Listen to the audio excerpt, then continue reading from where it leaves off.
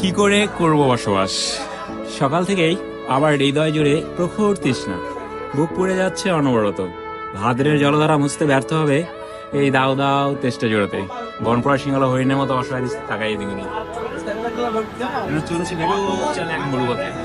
নেকড়ের মতো খেকে ওঠে রোদ আমাকে ভাবছে কাবাব রূপে। দু চোখে ক্ষুধার্ত পশুর জঠর জ্বালা, পথে পড়ে তার ঘোড়ার কঙ্কাল, দুঃখ গাছের ডালে ঝুলন্ত বিজয় সাপ, বাড়িতে লুণ্ঠিত পুরো রক্ত চিহ্নময় পোশাক, আর অতিকায় মরু কাকড়া আমাকে ভয় দেখাচ্ছে। হোঁচট খেয়ে বারবার বাড়িতে মুখ তুলতে বলি।